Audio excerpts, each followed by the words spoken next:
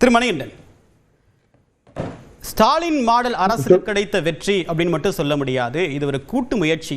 தமிழ்நாட்டு அரசியல்ல தொடர்ந்து பயணித்த திட்டத்தை வகுத்தவர்கள்ல அவங்களுடைய முயற்சிக்கு கிடைத்த ஒரு வெற்றி. ஆனால் ஸ்டாலினுடைய அரசு இதை வேகப்படுத்தியிருக்கு அப்படின்னு திரு பாலச்சந்திரன் சொல்றாரு. உங்களுடைய முதற்கட்ட கருத்து? நியூஸ் 18 சொல்லதிகாரம் நேயர்களுக்கு என்னுடைய வணக்கங்க. அறிவார்ந்த ஓய்வு பெற்ற அதிகாரி பாலச்சந்திரன் அவர்கள் சொன்ன சில தவறான ஒப்பீடுகளுக்கு நான் பதில் சொல்லிட்டு நீங்க கேட்ட கேள்விக்கு நான் போறது சரியா இருக்குன்னு நினைக்கிறேங்க. ஒரு அடிப்படை உலகமே ஏற்றுக்கொண்ட விஷயம், கடல் சார்ந்த கடல் சூழ்ந்த பகுதிகள் என்னைக்குமே அதோட வளர்ச்சி அப்படிங்கிறது ரொம்ப அதீதமா இருக்கும் அப்படிங்கிறது உலகத்தை நீங்க எங்க எடுத்து பார்த்தீங்கன்னாலும் தெரியக்கூடிய விஷயம். அந்த அடிப்படையில கடல் சார்ந்த மாநிலங்கள், நீங்க கர்நாடகாவை எடுத்துக்கங்க, கேரளாவை எடுத்துக்கங்க, தமிழகத்தை எடுத்துக்கங்க, குஜராத்தை எடுத்துக்கங்க, இதோட வளர்ச்சிகள் எல்லாமே மற்ற மாநிலங்களை காட்டில் நீங்க சொல்ற மாதிரி ஊபி வாபி பிபி எல்லாம் சொல்லுவீங்கல்ல, அதை தாண்டிலும் ஒருபடி முன்னவே இருந்தது. அதுல தென் மாநிலங்கள் இன்னும் ஒரு பட்டு கூட இருந்தது. இதுக்கு நான் என்ன காரணமா நினைக்கிறேன்னா, இல்ல ஒரு குறுக்கீடு, இந்த தரவுகள்ல குஜராத் இன்னும் அவங்களோட டேட்டாவை கொடுக்கவே இல்லை. குஜராத், நார்த் ஈஸ்ட் ஸ்டேட்டுங்க, கோவா இதெல்லாம் கொடுக்கல. அந்த தரவுகள் இது யாரு சொன்னாருங்கிறதுக்கு அப்புறம் வர என்ன பேச விடுங்க. தமிழ்நாடு இந்த மாதிரி எல்லாத்திலையுமே ஆரம்பம் தொட்டே முதல் நிலையில் முன்னிலையில் இருப்பதற்கு காரணம் தன்னிகரற்ற ஓமந்தூர் ராமசாமி ரெட்டியார், குமாரசாமி ராசாஜி குழுக்கப்பட்டான். அவரு காமராஜ், எம்ஜிஆர், ஜெயலலிதா, பக்தவச்சலம், இன்றைய 7.5% இடஒதுக்கீடு கொடுத்த எடப்பாடி பழனிசாமி, இவங்கதான் காரணம் அப்படின்னு நான் நினைக்கிறேங்க.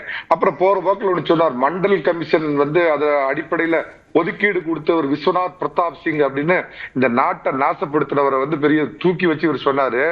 மண்டல் கமிஷனை அமைச்சு அவங்களுக்காக இது பண்ணவர் மொராஜி தேசாய். அன்று இந்த பாசக கூட்டணியில் இருந்த மொராஜி தேசாய் தான் முதல்ல உத்தரவிட்டாரு. அதுக்கு பின்னாடி வந்த காங்கிரஸ் அரசு யாருமே அதை தூக்கி பரன்ல போட்டாங்க. அதை வேணா அன்றைய அரசியல் சூழ்நிலையில அத்வானிக்கு எதிரான ஒரு ஆயுதமா, ரத யாத்திரைக்கு எதிராக ஒரு ஆயுதமா அவர் பயன்படுத்துறாரு. அப்படிங்கிறது ரொம்ப வசதியா அவர் வேற மொழியில சொல்றாருங்க. 69% ஒதுக்கீடு எந்த மாநிலத்திலும் இல்லாத ஒதுக்கீடு. அத்வானிக்கு எதிராகத்தான் விபி சிங்குடைய அந்த வகுப்பு வாரி பிரதிநிதித்துவம், அந்த பிசிக்கான இடஒதுக்கீடு அப்படின்னு சொல்றீங்களா?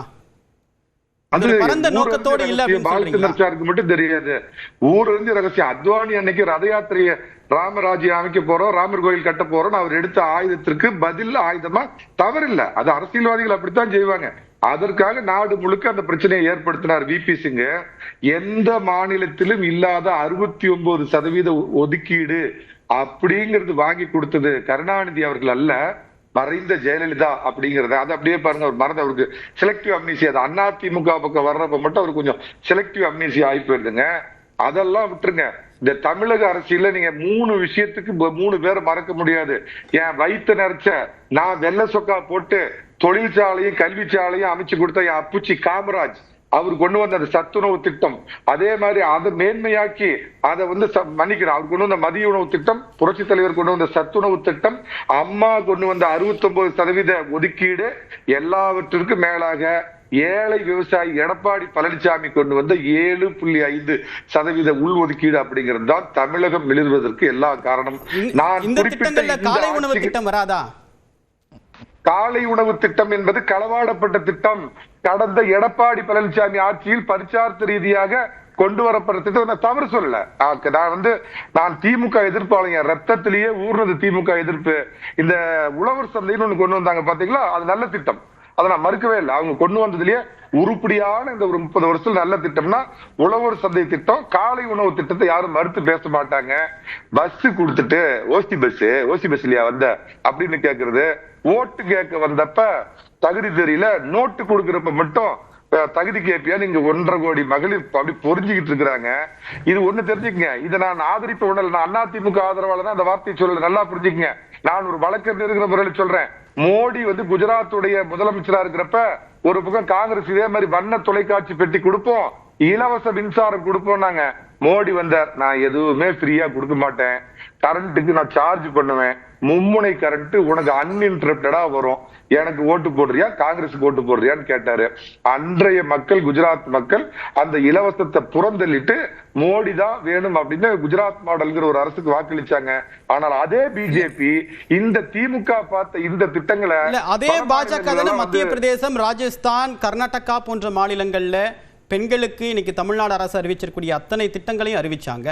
அதே இலவசத்தை தான் அவங்க அறிவிச்சாங்க. உங்களுடைய பார்வையில கொஞ்சம் அவசரப்பட்டீங்களா? சேம் சைடு கோலுக்கு தான் பால தள்ளிட்டு வந்து அதுக்குள்ள அவசரப்பட்டீங்களா?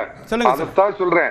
இந்த திராவிட மாடல்ல 1000 ரூபாய் கொடுத்து மீன் பிடிக்க கத்து கொடு, மீன் திங்க கொடுக்காதுன்னு சொல்ற மாதிரி இவங்களை பார்த்து அவங்களும் இன்னைக்கு தடமாறி போய் மகாராஷ்டிராவில தத்தளிச்சுக்கிட்டு இருக்கிறாங்க. எந்த விதத்திலும் இந்த 1000 ரூபாய் உரிமை தொகை, இது என்னுடைய கருத்து, உடனே இது எடப்பாடி பழனிசாமி கருத்தா அதிமுக கருத்தோ இல்ல, மணிகண்டன் இந்த சமுதாயத்தின் மீது அக்கறை உள்ள ஒரு வழக்கறிஞரின் கருத்து.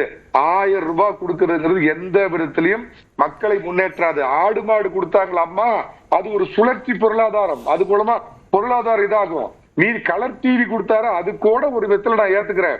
லேப்டாப் கொடுத்தாங்களா, அது ஒரு வளர்ச்சி, அறிவு வளர்ச்சி. நீங்க சொன்னீங்களா காலை உணவு, அதை ஏத்துக்கிறேன். 1000 ரூபாய் கொடுத்து மக்களை சோம்பேறியாக்கி மக்களை எந்த வேலைக்கு போக விடாம அந்த ஒரு பணத்தை இன்னொரு வழியா டாஸ்மார்க்கு போறதுங்கிறது எந்த விதத்திலும் நல்ல ஒரு திட்டம் இல்ல. இதை எதிர்வரும் 2026 ஆட்சி அமைக்க போகின்ற வாய்ப்புள்ள அதிமுக அதில் கருத்தில் கொள்ள வேண்டும். சார், இது முதற்கட்ட கருத்தா எடுத்துக்கிறேன். தமிழன் பிரசன்னா, ஸ்டாலினுக்கு எந்த விதமான பங்கும் கிடையாது, கடந்த ஆட்சியில் மேற்கொள்ளப்பட்ட கொள்கை முடிவுதான் இந்த பொருளாதார வளர்ச்சிக்கு சாத்தியம் அப்படின்றார் மணிகண்டன்.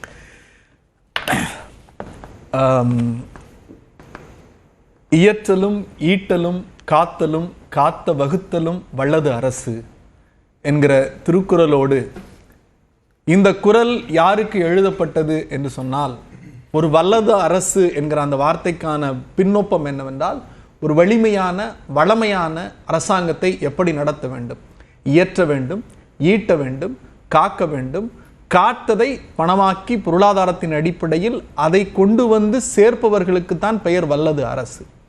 ஏறக்குறைய 2010-11 என்கிற அந்த இலக்கில் முத்தமிழறிஞர் டாக்டர் கலைஞர் அவர்களுடைய அந்த இலக்கு என்பது 13.19% GDP-ஆக இருந்தது. அந்த பொருளாதார வளர்ச்சியினுடைய உச்சமாக நான் சில குறைப்புகளுக்கெல்லாம் பதில் சொல்ல விரும்பல. ஏன்னா புள்ளி விவரங்களின் அடிப்படையில் நம்ம பொருளாதாரம் பேசுறோம். அப்ப குறைந்தபட்சம் ஒண்ணு கட்சிக்காரனா பேசணும், இல்ல வழக்கறிஞரா பேசணும், இல்ல சங்கியா பேசணும். எந்த சங்கியும் பேசாம மணிகண்டன் இல்ல குறைக்க கூடாது. நிறைய பேசுனீங்க நாங்க அமைதியா இருந்தோம். குறைக்கிறதையும் வச்சு அமைதியா இருக்கணும். சங்கி மணிகண்டன் குறைக்காதீங்க, என்னுடைய நேரம். சங்கி மணிகண்டன் என்னுடைய நேரம், குறைக்காதீங்க, குறைக்கிறத நிப்பாட்டுங்க. உச்சநீதிமன்றம் தெளிவா சொல்லுது, குறைப்பவர்களை கட்டுப்படுத்துங்க.